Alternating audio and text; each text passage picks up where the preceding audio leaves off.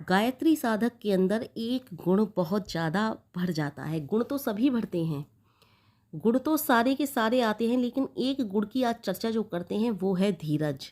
धीरज अर्थात उकताना नहीं, किसी भी प्रकार से घबराना नहीं, दृढ़ता से उस बात पर जमे रहना जो आपको ठीक मालूम होती हो।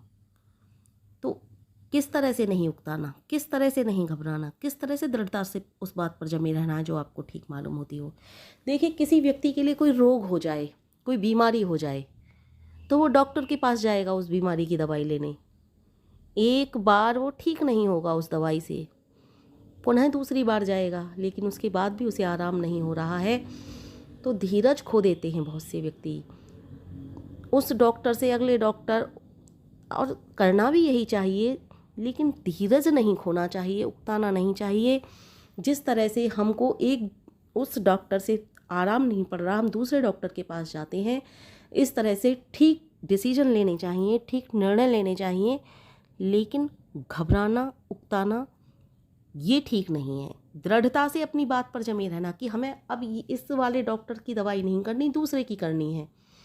या फिर वही डॉक्टर के पास जा रहे हो तो वो तीसरी बार दवाई बदल कर देगा, तो इस बात से डॉक्टर भी तो नहीं घबराया, तो आपको भी घबराना नहीं है, आपको भी उकताना नहीं है। महाराणा प्रताप जब बहुत ज़्यादा व्यथित हो गए थे, वन में रह रहे थे, वन विलाप एक बार उनकी पत्नी द्वारा बनाई गई रोटी को लेकर के वहाँ से चला गया। घास की रोटियां खाते थे। घास की रोटी से मतलब बहुत से लोग घास की समझ लेते हैं, घास की रोटी से मतलब आटा होता है, आटे में थोड़ा बथुआ नाम की एक घास होती है, और भी कई प्रकार की घासें होती हैं, उनको डाल करके रोटियां बनाई जाती हैं, उन्हें घास की रोटी बोलते हैं। तो उनकी पत्नी घास की रोटी बनाया करती थी उन दिनों। राज्य की सीमा से कितने ही किलोमीटर दूर जंगलों में आकर के उन्होंने अपना बसेरा डाला था। खाने के लिए भी एक एक दाने को उनको मिलता नहीं था, लेकिन फिर भी अब स्वतंत्रता संग्राम में इतने ज़्यादा उनको जुनून था कि मुझे किसी का गुलाम नहीं बनना है। हालांकि कई सारे राजपूत राजाओं ने हथियार डाल दिए थे, लेकिन महाराणा प्रताप उकताए नहीं थे, घबराए नहीं थे। लेकिन आज पहली बार उनके हृदय में घबराहट थी। आज पहली बार वो ये सोच सके थे कि शायद जैसे और राजपूत राजाओं ने जाकर के अकबर की गुलामी को स्वीकार कर लिया है, बेशक से अकबर है तो अकबर ही वहाँ का राजा है, तो अकबर का ही के राज्य के अधीन हो चुका है उनका राज्य, बस एक मौज वाली ज़िंदगी अब उसने अकबर ने अपने अनुसार उनको दे रखी है, जब चाहे उनसे वो ज़िंदगी छीन ले। तो मैं भी यही कर लूँ, यही सोच रहे थे, क्योंकि वन बिलाव रोटी ले गया था, उनकी भूखी प्यासी बेटी बिलख रही थी भूख के कारण। तो इस तरह से विचारमग्न थे ही, तभी उनकी पत्नी वहाँ पर आई। उनकी पत्नी ने अपने पति को इस तरह से चिंता में देखा तो उनको समझने में देर नहीं लगी। उन्होंने प्रोत्साहन भरे शब्दों में कहा, नाथ, कर्तव्य पालन मानव जीवन की सर्वोपरि संपदा है, इसे किसी भी मूल्य पर गंवाया नहीं जा सकता। आप समझ रहे हो ना मैं क्या कह रही हूँ? सारे परिवार को भूखों या किसी भी प्रकार से मरने के मूल्य पर भी उसको मत गंवाइए। आप कर्तव्य परायण हो, आपने जब इतनी कष्ट उठाए हैं, थोड़ा और सही। सच्चे मनुष्य कष्टों से डरते नहीं, ना आघातों से, उन्हें तो कर्तव्य का ध्यान रहता है। आप दूसरी बात क्यों सोचने लगे हो? आप क्यों सोच रहे हो मैं अकबर से जाकर के संधि का प्रस्ताव कर लूँ? मैं तो स्वप्न में भी नहीं सोच सकती कि मेरे पति इस तरह की बातों को सोचें, कि गुलामी की वाली बातों को सोच रहे हो आप। महाराणा प्रताप का तुरंत उतरा हुआ चेहरा फिर से चमकने लगा। उन्होंने कहा, प्रिय, तुम ठीक कहती हो, सुविधा का जीवन तुच्छ जीवन भी बिता सकते हैं, पर कर्तव्य की कसौटी पर तो मनुष्य कसे ही जाते हैं। आपने सुना होगा कि हीरा जो होता है वो कोयले की खान से निकलता है, और जितने ज़्यादा दिन कोयले की खान में हीरा दबा रहता है, उतना ही खरा और खरा और खरा हीरा निकल करके आता है, उतना ही उच्चतम कसौटी पर, जितना उच्चतम कसौटी पर कसा गया हीरा, उतना ही अच्छा क्वालिटी का हीरा सिद्ध होता है वो। इसी तरह से राणा प्रताप ने भी वन में दूसरा आहार ढूंढ करके लाए, और उन्होंने दूने उत्साह से स्वतंत्रता संग्राम जारी रखने की गतिविधियां आरंभ की। तो इस तरह का मैंने बताया ना आपको, धीरज कैसा, जैसे प्रताप धीरज खोने ही वाले थे, तुरंत उनकी पत्नी ने उन्हें संभाला। इसी तरह से गायत्री साधक कभी उकताते नहीं, कभी कतराते नहीं, कभी घबराते नहीं, दृढ़ता से अपनी बात पर जमे रहते हैं कि हाँ हम ठीक हैं, हम उचित हैं, क्योंकि गायत्री साधक कभी गलत राह पर चल ही नहीं सकता। माँ गायत्री उनका व्यक्तित्व ऐसा निखार देती हैं कि वो गलत राह पर निकलने को भी होते हैं ना, तो भी माँ गायत्री उनको गलत राह से खींच लेती हैं कि तुम कहाँ जा रहे हो, गलत राह है वह। और उस गलत राह पर फिर कभी वो गायत्री साधक जाते नहीं। इसलिए गायत्री मंत्र का जप करने वालों को वास्तव में कभी उकताना नहीं चाहिए। पहली बात तो वो उकताते ही नहीं, धीरज कभी खोते ही नहीं, क्योंकि धीरज खोने वालों का जो हृदय होता है वो हृदय माँ गायत्री मजबूत कर देती हैं। माँ गायत्री के जप करने से हृदय इतना मजबूत हो जाता है कि वो जान जाते हैं कि हम सही राह पर हैं। एक गीदड़ था, वो एक गड्ढे में गिर गया, बहुत उछल कूद कर रहा था किंतु बाहर ही नहीं निकल रहा था। अंत में हताश होकर सोचने लगा कि अब तो इसी गड्ढे में मेरा मर जाना होगा, क्योंकि वो थक चुका था। उस गड्ढे में से निकलने की बारंबार कोशिश कर रहा था, लेकिन निकल ही नहीं पा रहा था। तभी एक बकरी की मिमियाने की आवाज़ वहाँ पर सुनाई दी। तत्काल उसके दिमाग में कुटिलता जाग उठी। वह बकरी से बोला, बहन बकरी, अंदर बहुत हरी भरी घास है और मीठा मीठा पानी है, आओ जी भरकर पी लो। बकरी उसकी लुभावनी बातों में आ गई और गड्ढे में कूद गई। तभी चालाक गीदड़ जो था वो बकरी की पीठ पर चढ़कर गड्ढे से बाहर कूद गया और हंसकर बोला, तुम तो बड़ी बेवकूफ़ हो, तुम्हें पता नहीं जहाँ पानी होता है वहाँ घास नहीं और जहाँ घास होती है वहाँ पानी नहीं। यानी कि जहाँ गड्ढे में पानी भरा होगा वहाँ घास कहाँ से उपजेगी। बकरी बोली, कोई बात नहीं भैया, तुम निकल गए बहुत अच्छी बात है, लेकिन परोपकारी में प्राण दे देना मैं पुण्य समझती हूँ। मेरी उपयोगिता वस्तु मुझे कोई ना कोई निकाल लेगा, लेकिन तुम निरुपयोगी हो, तुम्हें कोई नहीं निकालेगा। आपने देखा बकरी ने भी धीरज नहीं खोया, क्योंकि वो जानती थी कि मैं निरुपयोगी नहीं हूँ, मैं उपयोगी हूँ। इसी तरह से गायत्री साधक भी अपने आप के लिए उपयोगी बना ही लेते हैं। गायत्री साधक किसी से भी निरुपयोगी वाली बात नहीं करते, सदैव उपयोगी वाले मार्ग पर चलते हैं। गायत्री साधक का एक गुण और आ जाता है, दूसरों को सम्मान देना, दूसरों को जो सामने वाले होते हैं सम्मान के योग्य होते हैं उनको सम्मान देना। साधु संत महात्मा कोई भी आ जाए उनको वो बहुत सम्मान देते हैं। अभिमान की भावना उनके अंदर नहीं होती, वो अभिमान की भावना को त्याग देते हैं। वे किसी जगह जाएं तो उनकी सबसे पहली मांग यही होती है कि उनका आसन दूसरों से ऊंचा नहीं होना चाहिए, उनका आसन दूसरों से ऊंचा नहीं होना चाहिए। लेकिन दूसरे जो अभिमानी लोग होते हैं वो इस बात को नहीं देखते। अभिमानी लोग सोचते हैं मैं इस महात्मा से ऊंचा, मैं इस महात्मा से ऊंचा, मैं इस महात्मा से ऊंचा। वो उसका उलट चाहते हैं, वो चाहते हैं हमारा आसन तो दूसरों से ऊंचा होना ही चाहिए भाई, हमारा आसन दूसरों से ऊंचा क्यों नहीं होगा। लेकिन अच्छे साधु सन्यासी जो होते हैं, महात्मा जो होते हैं, वो इन बातों पर गौर ही नहीं करते। यूं कहूँ मैं कि गायत्री साधक इन बातों पर गौर ही नहीं करते। गायत्री साधक आगे बढ़ते चले जाते हैं। महात्मा आनंद स्वामी सरस्वती जी एक बार बताते हैं कि मैं कहीं भी जाता हूँ तो मुझे जहाँ जगह मिलती है मैं वहीं बैठ जाता हूँ। इस पर एक बहुत बड़े जो होते हैं पीठाधीश वगैरह जो होते हैं वो थे, वो बोले कि आप ये क्या कर रहे हो। मैंने कहा जहाँ पर जगह मिल जाए, जहाँ पर जो सम्मान से बिठाए वहीं पर बैठ जाता हूँ, परंतु आप इस तरह से मुझसे क्यों पूछ रहे हो।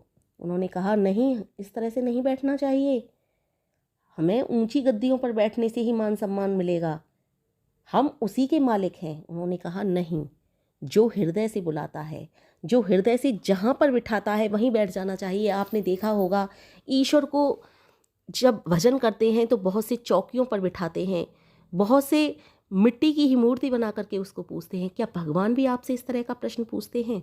क्या भगवान भी इस तरह की आकर के भेदभाव वाली भावना करते हैं? इस तरह से महात्मा आनंद स्वामी ने उन्हें भी समझाया। देखिए गायत्री साधक जो होते हैं ना, वो इस तरह की बातों पर ध्यान नहीं देते। और मैं आपको फिर से एक बार पुनः बता दूं, महात्मा आनंद स्वामी सरस्वती जी भी बहुत बड़े गायत्री साधक थे। उनका यही मानना था कि ऊंची मीनारों पर बैठना कोई वो नहीं कि कोई आपको सम्मान दे रहा है, आप ऊंची ऊंची मीनारों पर जाकर के बैठ गए। आप ऊंची मीनारों पर जाकर के बैठ गए, ऊंची गद्दियों पर बैठ गए, उसे सम्मान समझते हो?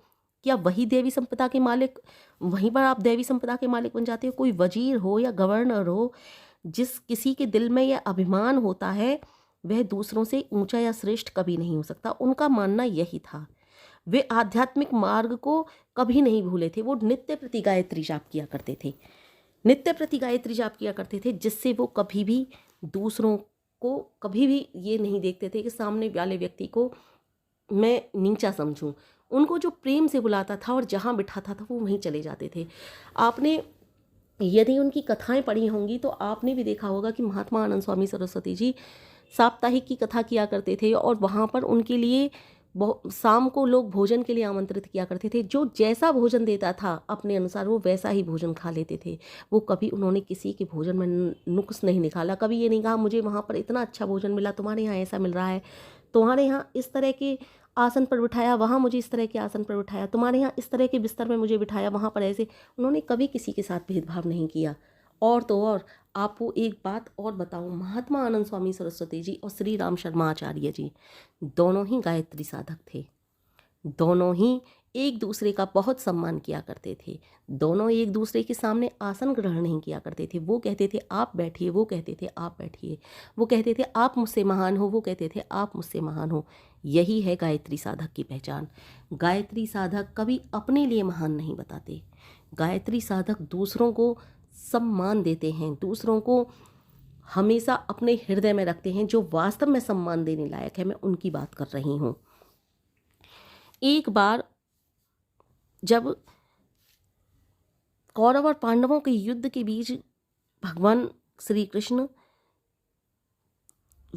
उपदेश दे रहे थे, तो इस के समय उन्होंने एक उपदेश में कहा था कि जो लोग पाखंड, घमंड, अभिमान, क्रोध और कठोर वाणी के अज्ञान के रास्ते को अपनाते हैं, वे आसुरी संपदा वाले राक्षस हैं, मनुष्य नहीं बल्कि पशु हैं।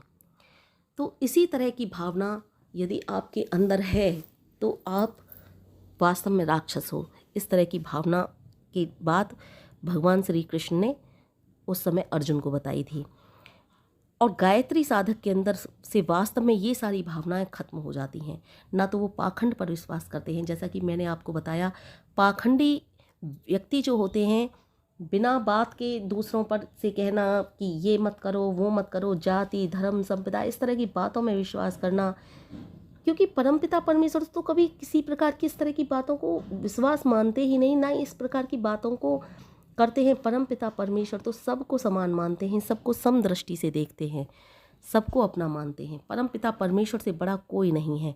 आपने एक कहानी सुनी हो तो, क्योंकि परमपिता परमेश्वर कभी किसी जाति, धर्म, संप्रदाय को नहीं मानते। वो तो सिर्फ यही मानते हैं कि जो समान भाव से और जो अच्छे भाव से, अच्छे विचार से परमपिता परमेश्वर को भज रहा है, भगवान बस उसके हो जाते हैं। देखिए, एक कथा आती है कि एक शिकारी था। वो आखेट की खोज में भटकता हुआ एक नील पर्वत था, वहाँ पर उसकी गुफा में जा पहुँचा। आखेट के लिए इधर से उधर खोज रहा था, भटक रहा था, लेकिन कहीं उसे आखेट नहीं मिल रहा था। अंत में वो इस गुफा में जा पहुँचा। वहाँ भगवान नील माधव की मूर्ति के उसको दर्शन हुए, और उनके दर्शन पाते ही जो वो शिकारी था, उसके हृदय में हिंसा वाले भाव बदल चुके थे। वो अहिंसा के रास्ते पर आ चुका था। तुरंत ही उसे आभास हुआ कि भाई मैं ये क्या कर रहा हूँ, भगवान की बनाई हुई ये सृष्टि है, परमात्मा ने सभी जीवों को बनाया है, और मैं उन्हीं जीवों को समाप्त कर देता हूँ। मेरा क्या अधिकार है उन जीवों को समाप्त करने का। वह तुरंत की तुरंत उसके हृदय के भाव बदले, हिंसा को छोड़ दिया उसने, और भगवान नील माधव की वो दिन रात पूजा करने लगा। उन्हीं दिनों वहाँ के राजा जो थे, मालवराज इंद्रप्रद्युम्न, वो अपरिचित स्थानों पर जहाँ जहाँ मूर्तियाँ निकलती थीं, प्रकट होती थीं, वहाँ पर मंदिर बनवाते थे। उन्होंने स्थान खोजने के लिए जो उनका मंत्री था, जिनका नाम विद्यापति था, उनको भेजा था। विद्यापति ने वापस जाकर विद्यापति को इस तरह से भेजा कि जाओ ऐसे ऐसे स्थानों पर मूर्ति निकली हों, ऐसे स्थानों को, अपरिचित स्थानों को मुझे बताओ, मैं वहाँ पर मंदिर बनवाऊँगा। विद्यापति भी उसी नील पर्वत पर जहाँ पहुँचे, जहाँ पर वो शिकारी भगवान नील माधव की पूजा किया करता था, दिन रात उनकी भक्ति में लीन रहता था। तो नील माधव की मूर्ति की सूचना जब उसे मिली तो वो वहाँ पर गया, उसने भी दर्शन किए। उसने राजा के पास जाकर तुरंत कहा कि महाराज, वहाँ पर नील पर्वत पर ऐसे ऐसे नील माधव भगवान की मूर्ति निकली है, आप चलिए। इस तरह से जब विद्यापति की बातें महाराज ने सुनी तो वो भी वहाँ पर चल दिए, गुफा के पास पहुँचे। किंतु बहुत बड़ा आश्चर्य हुआ, वहाँ से मूर्ति गायब थी, वहाँ कोई मूर्ति ही नहीं थी। राजा को बहुत क्रोध आया कि एक तो इतने ऊंचे पर्वत पर मैं चढ़ कर के आया हूँ, इतनी दूर आया हूँ, और विद्यापति जो मंत्री था उस पर बहुत ज़्यादा क्रोध करने लगे कि तुमने मेरा टाइम व्यर्थ नष्ट कर दिया, यहाँ तो कोई मूर्ति नहीं है। मंत्री विद्यापति जो थे वो भी बड़े आश्चर्य में, मूर्ति तो यहीं थी महाराज, मैंने अपनी आंखों से देखी थी नील माधव की मूर्ति, अवश्य ही ऐसी कोई बात हुई है जिससे मूर्ति भगवान की अंतर्ध्यान हुई है। उसने सोचा मन में और सोच करके बोले, राजन आप आते समय क्या भावना लेकर के आए थे, ये बताइए मुझे। राजा इंद्रप्रद्युम्न ने बताया कि मैं केवल इतना ही सोचता हुआ आया हूँ कि अपने स्पर्श मात्र से भगवान की मूर्ति को पवित्र करने वाले उस शिकारी को सबसे पहले यहाँ से भगा दूंगा और कोई अच्छा पुजारी नियुक्त करूँगा और तब मंदिर बनवाने का आयोजन करूँगा। विद्यापति ने बड़ी नम्रता से कहा, बस राजन, आपकी इसी भेदभावना के कारण मूर्ति गायब हुई है, और यही भेदभावना आपके हृदय में थी तो भगवान रुष्ट होकर के चले गए यहाँ से, क्योंकि भगवान जाति पाति पर विश्वास नहीं करते, हृदय की सच्ची निष्ठा को देखते हैं भगवान। राजा ने कहा कि ये शिकारी सच्ची निष्ठा से, कि भगवान पहले था ये शिकारी, अब नहीं है, इसके सारे भाव बदल गए हैं, ये तो अहिंसा के रास्ते पर निकल पड़ा है। लेकिन तुम कैसी हिंसा वाली बातें कर रहे हो, तुम कैसी जात पात वाली बातें कर रहे हो। तुरंत राजा ने अपनी भूल सुधारी, भगवान से क्षमा मांगी, उनकी स्तुति करी और वहाँ पर उसी स्थान पर जगन्नाथ जी की प्रसिद्ध मंदिर की स्थापना कराई। तो आपने देखा कि भगवान जाति पाति भी नहीं देखते। मैं पाखंड की बात कर रही थी, पाखंड के ऊपर ये मैंने कथा आपको सुनाई। जो लोग पाखंडी होते हैं ना, वही इस तरह की बातें करते हैं। जाति पात के ऊपर तो मैं कितनी बार बता चुकी हूँ कि गायत्री साधक कभी जात पात पर विश्वास नहीं करते। जो कर्म से शुद्ध होते हैं, चाहे वो किसी भी जाति में जन्म लें, वो गायत्री मंत्र के अधिकारी होते हैं, और जो किसी भी ऊंची जाति में जन्म लें लेकिन कर्म से शुद्ध नहीं, वो गायत्री मंत्र के अधिकारी कभी नहीं हो सकते। गायत्री मंत्र का अधिकार सभी को है जपने का। यदि फिर भी तुम्हारे अंदर की भावनाएं नहीं बदल रही तो आप गायत्री जप कीजिए, एक ना एक दिन ऐसा आएगा कि आपके हृदय की सारी भावनाएं खत्म हो जाएंगी, गलत भावनाएं, और अच्छी भावनाएं ही आपके अंदर रह जाएंगी। आप ऐसे मार्ग पर निकल जाओगे। यही तो गायत्री मंत्र का चमत्कार है, और कोई ऐसा कुछ नहीं है कि आप सोचो कि इस जप को करें, उस जप को करें, ये बदलाव वो बदलाव नहीं। गायत्री मंत्र के जप को कीजिए, केवल गायत्री मंत्र से आपके अंदर के भाव ऐसे बदल जाएंगे कि आप आश्चर्यचकित हो जाओगे। मैं ये नहीं कह रही परमपिता परमेश्वर का आप ये वाला नाम मत लो, वो वाला नाम मत लो। मैं तो ये चाहती हूँ कि सभी परमपिता परमेश्वर से जुड़ें, किसी भी रूप में जुड़ें, लेकिन गायत्री मंत्र के जप की मैं इसलिए कहती हूँ क्योंकि गायत्री मंत्र का जप मैं स्वयं करती हूँ। गायत्री मंत्र के जप की मैं इसलिए कहती हूँ क्योंकि गायत्री मंत्र के जप के अनुभव मैंने स्वयं किए हैं। वास्तव में गायत्री मंत्र का जप क्रोध, घमंड, पाखंड, अभिमान की सब कुछ खत्म करने में सहायता प्रदान करता है। और आपको एक और बात बता दूं, गायत्री साधक कभी किसी के हृदय को दुखाने वाली बात नहीं करते। कोई भी बात करते हैं बड़े सहज सरल स्वभाव से कहते हैं, इसलिए गायत्री जप अवश्य